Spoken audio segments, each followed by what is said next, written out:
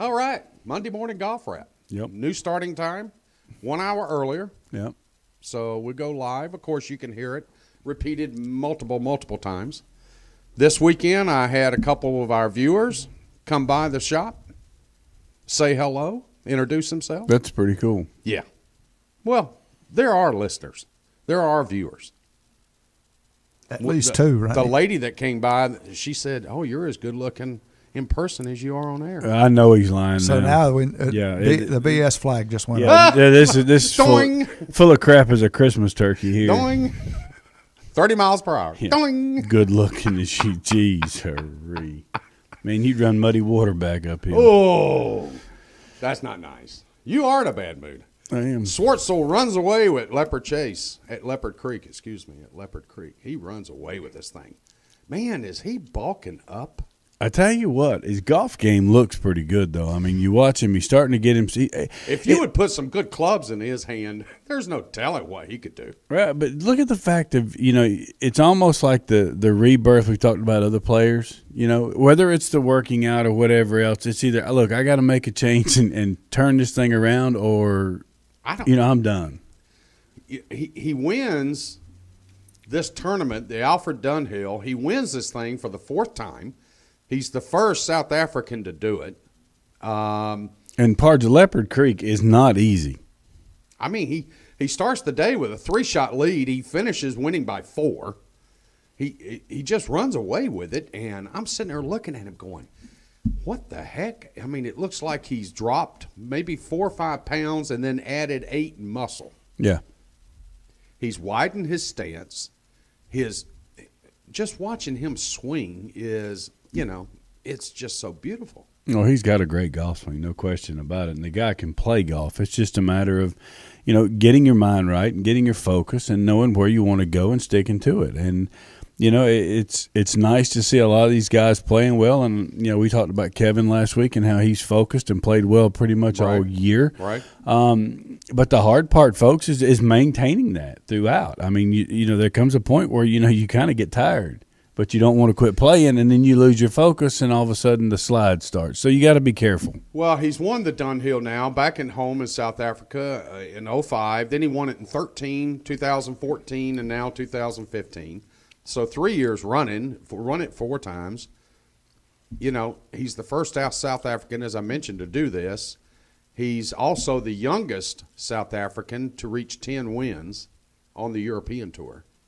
So, I mean, he's 31 years old. Yeah. You sit and look at him and you go, wow, he's really playing well for a 40-year-old, because you think he's just been out there forever. Yeah. He's only 31. Well, I mean, but he gets back to the farm? Is that what does it? Well, it's that, but it's getting home. And in South Africa, I mean, they start playing golf early at a young age. Mm-hmm. You got guys that play that tour that are, teaching pros. Club pros. Mm-hmm. I mean, and they, at least when I used to go down there, you'd have the Hennings, you'd have John Bland, Gavin Levinson, they all played European Tour. McNulty was there. He played the European Tour. But yet, between, some of the others, they're the brothers that, I just mentioned, they're playing the tour, and then in the offseason, they're back at the club. Mm. So, they start at a young age and they go. And South Africa is such a laid back. It's very much like the United States, but a lot more laid back. Okay. And a lot more, they enjoy themselves. They have great wines down there. They have great food. Mm-hmm. And, it's just a different atmosphere. And you get home and I imagine it's very, very comfortable. Yeah, I love watching the shots. They're showing Swartzel on like 15, 16, playing the holes, up on the greens. And in the background, you see 4 or 5 hippos just taking a nap. Oh, yeah. By the creek. Oh yeah. The hippos, the elephants. Go out there at night, and you see leopards and lions and whatever else. Lions and tigers and bears. No tigers now, no tigers. But you will see, that kind of stuff. It's great. It's a lot of fun. Like you said, Leopard Creek is a beautiful golf course. Not easy. And Swartzel was just, he hit a drive. I forget. It was on 14 or 15.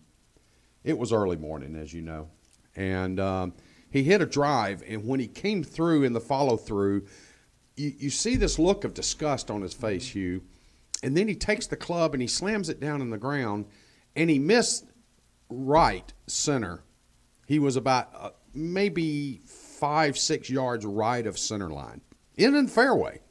But to him, it was a total miss. I'm sitting there waiting for the ball to land, and it be in the jungle somewhere. Yeah. Oh, no. It's right side fairway with an open shot. And I'm sitting here wondering, my God, he just hit it 305, and he missed it off a center line by 6 yards. What is he pissed about? And, you know, when he's in, or him or any of these guys are in this groove, like you, for example, I've seen you hit beautiful 3-woods that I've gotten in trouble for what I said after you hit it. And then there's just a little something wrong with it that you didn't like. And for an amateur like me, I sit and look at it and go, oh, just to hit that shot one time. Just to hit that once. Well, and George, you're right from the standpoint of, and we'll give Heather one of these expectations. The thusly. Yeah. You know, when you practice all the time and you work hard at your golf game, which I haven't done in years, but when you're working constantly at your golf game and you're on, and it's not perfect, you get upset. I mean, because it's what you dedicate, you know, all your time and your focus and your energy to try to do so you can play well and support your family. And if you don't, you know, yeah, it's not great. And, you know, I don't really say anything until you give me flack about it when you talk about the 3-wood or whatever else. Right. But, like, with him, it's not that he probably should have just put it in there and gone on because nobody would have ever known that he didn't like it. Right. But apparently it was one of those that just hit him at a point where it was like, okay, I got to stop. He had set up for, let's say, a 3-yard draw or and he whatever. Hit it straight. And he hit it straight. Yeah. And it's still fairway. It still went 300 plus. And to see the look on his face, it was almost like he had just lost the tournament. Yeah. And in actuality, he was in the lead by 4. So, you know, I find it interesting. The pros are at that level, including you. And for us amateurs, us just lovers of the game, I mean, we're just out there hoping that we can skull one and, you know, hit it that way. Well, and it's like Daddy used to say, too, golf's a game of imperfection. It's not a game of perfection. Yeah. And you look at the guys that win, they're not necessarily the ones that hit it the best, but their bad shots don't hurt them. You know, they're the least bad. And you've said that 100,000 times. 100,000 times. And, you know, and that's what it's about. And when it comes to the average player, you know, you may not hit it perfect, but just understand you still got to score. Yeah. You know, and dealing with the kids from this past weekend from the George Holiday tournament, you know, watching them get upset when they don't hit it perfect. And then next thing you know, they make a double. Well, it's because you got in your own way and you being stupid about it. I'm a perfect example of that. This Saturday in the Saturday golf group, Jim Felner and I played together, and we were just determining on which one could break 80. How about that? Those are good moods. I shot the highest score I've shot in 10 years. I had 5 3-putts. How about that? That's not good, George. Jim Felner goes into the clubhouse afterwards and says, you know, George is the best putter I think I've ever seen. And he had 5 3-putts today. But you're exactly right. Psychologically, I had started off, missed a birdie on 1, missed a birdie on 2, missed a birdie on 3, missed a birdie on 4. Birdie putts, missed. And then you start trying to force. And all of a sudden on 5, I took a read on a green, I hit it, and the ball ends up 6 feet away. I missed that 6-footer because I'm going, how do you misread that so bad? Mm-hmm. And then I missed the 6-footer, make bogey. And then, Bud Rowe, the paint came off the car. Yeah. I understand. Rust started forming. And you know what? Ball striking wise, I was fine all day. I missed 2 fairways. One cost me a triple. One cost me a double. 2 missed fairways all day. And where you're going with this next one that we're going to talk about, this next tournament we're going to talk about, that just goes to show you can still do that and still play well and survive. And you're talking about Matt Jones. Exactly right. Man makes a bogey, a double, and a triple on his front 9, and on the front 9 of his final round, and still wins the golf tournament. Folks, most people would have thrown in the towel, Oh, given God. up, I would have been folded done. like a cheap lawn chair. And this kid fought his butt off and comes back and wins by a shot over his good friend Jordan Spieth and against Adam Scott. And when we say good friend, folks, Matt Jones and Jordan just on Tuesday of this week, they had played their practice round together.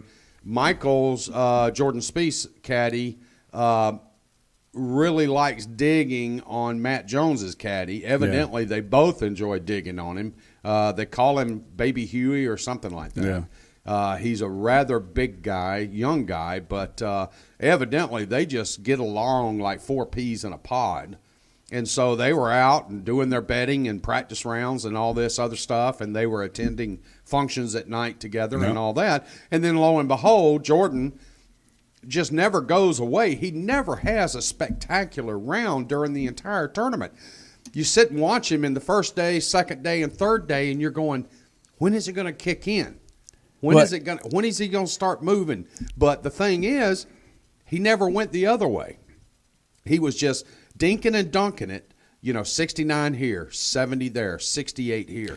And to get to where you're going, this is where Peter Sr. came in after he won last week and again said it this week. He said, playing golf in Australia is the way golf should be played around the world in general because it's not shooting darts. You've got to play like we talk about Augusta, where you're using slopes. You're playing, run-ups and angles, this, that, and the other. It's not like where you're playing the tour nowadays where these guys are hitting 4-irons at flags and they're not going 6 feet when they hit the green. I mean, in Australia, the ground's hard. The greens are rolling 14. They're fast as putting in your bathtub. And that's what golf's about. And one thing I noticed, Hugh, the Australian PGA has no remorse about putting pins literally 2 feet away from hazards. Oh, no. They don't have the USGA mentality of, we have to be fair and, we don't want to embarrass any of our golfers, so we have to give them enough room to bail out. And I mean, some of these pins yesterday at the Australian event, my God, they were like, if you didn't play 30 feet left, you were in trouble. You might as well just shoot away from it. Like Jordan's approach on 18, the par 5, he went ahead and went for it because he knew that he had to make eagle to go into a tie. And lo and behold, he rips this iron shot, his driving iron, which he really relied on greatly over the weekend. From 247, he rips this thing. It hits the green, rolls out, and then ends up just over the back end. Phenomenal shot, and he just missed the eagle putt to tap in for birdie. But, of course, he finishes one shot back of Matt. But watching them two come down the stretch together, I mean, it was like a couple. It's like you and I out playing. Yeah, a couple of buds, and having a good time. And I think the thing that Jordan said that says the most about this young man and his maturity and the kind of person that he is in general, folks, is a standpoint that, he says this might be one of the greatest rounds I've ever seen played from the standpoint of a man holding himself together and fighting through adversity to win. And he said because after what happened to him on the front nine on 2 and 9, it could have easily been over. And he said the up and down that he made on 12 was obviously the turning point in this tournament, and that's what got him through this. You could see it click in. You could see, okay, I've made it through the worst part, and then he had just the slightest hiccup on 12, as you mentioned, but yet he got up and down, and then it was like, okay, this is mine. Yeah.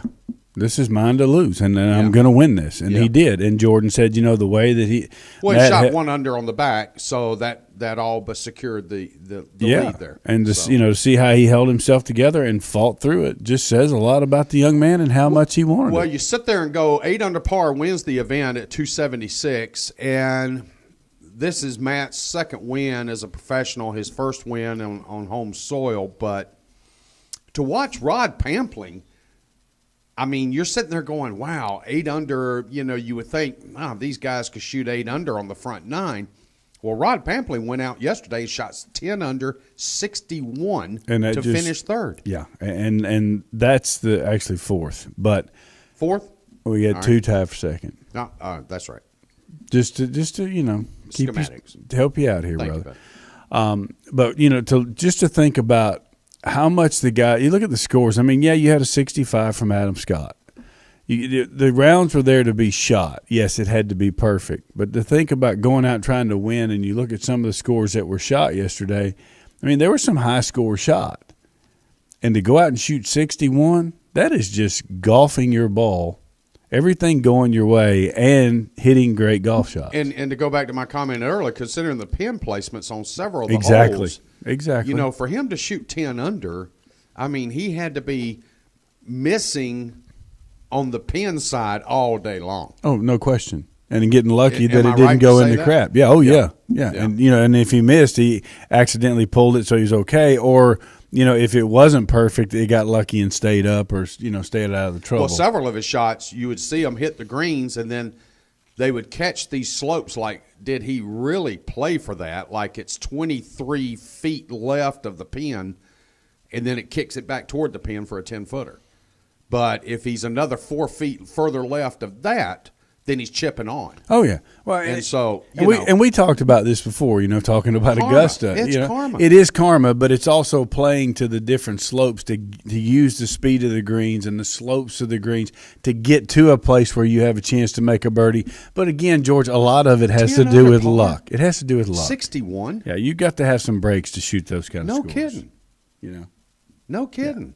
I mean, yeah, he's a great player, and great ball striker. He now comes and qualifies for the Open again, just by his finish, and in fourth. Thank you. Yeah.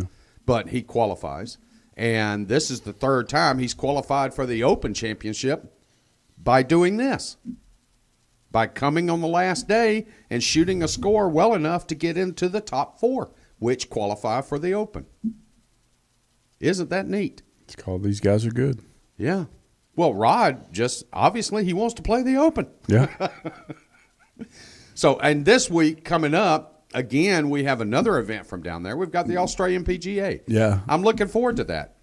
That's It's all going to we're be at Royal Pines Resort, and so. It's all a good friend of mine, Corey Hale. He qualified this morning to get in there. Oh, fantastic! So just a post that he had, and that's the thing. You have opportunities in whether it be South Africa or be in Australia to be able to qualify to get into some of these bigger events like this, the so-called majors. They do still allow you to do that for all of them over there, where only here it's just the U.S. Open.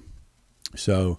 It's something nice to see, and giving players from not just that home country but from all over the world an opportunity. If you can get in and get status and you can go there and try to Monday qualify, good luck. Are you excited about Tiger's event coming up this week? The Hero World Challenge I didn't in the Bahamas? No, didn't even think about it. Oh. Well, I thought maybe you – I mean, Tiger's played 72 holes this week without pain. How about that? Did you know that? No, I did not. Yeah. So Jordan's coming back for the event. Good for him. World number 1 will be there. So, and again, everybody's been waiting for this to wonder if Tiger would even participate. But obviously there hasn't been any formal notice sent out. So, yeah, but he'll be there. I didn't know anything about it. I mean, you know me. I mean, I pay attention to a little golf here and there, but it's football season. The Steelers played yesterday, so that's obviously what was going on at my house, the yelling, the screaming, the carrying on. But. And the phone calls and all that between you and I with the Bulldogs. Of course, there's been a major shakeup now. Coach Mark Rick, after 15 years, has been let go or resigned or however you want to spin it, folks, but he's going to coach the bowl game, and then he's out. So, new regime coming in at Georgia, so we'll see. And hopefully with the Falcons as well, for crying out loud. Oh, Lord have mercy. But let's not even go We're not going to go there. We'll stick to golf. Let's not even go but, there. I just think that, this is the down time of year, folks, and this is where, you're going to get a lot of play from overseas because pretty much here in the United States it's the holiday season. And I love it, dude. And it gives us a chance to see the golf courses around the world that, me being lucky enough to play in South Africa for 6 years, you get to play some golf courses that are pretty amazing. And next week, European Tour is going to be in Johannesburg. Yeah. So coming up this week, we've got a tournament again in South Africa. We got another event down in Australia. So it's fun time for us. And then, of course, we've got Tiger's event in the Bahamas. Yeah. So There'll be a lot of golf this weekend. There will be. We got a lot to talk about coming up later in the week. So you better get in a better mood. Okay. By the way, I want to wish Jamie Roderick out at Thistle quick recovery. He was bit by a dog, and he's been pretty ill. Really? Yeah. Evidently, they've got him on some heavy-duty antibiotics. So wish him speedy recovery. Yes, Look forward absolutely. to seeing him. He was going to join us in studio today, but I told him not to come. I didn't need to pick up rabies or anything. So I think the dog had rabies. No, I'm just saying he was bit. There's an infection or whatever, Yeah, and he was given antibiotics. So, okay. You through sipping?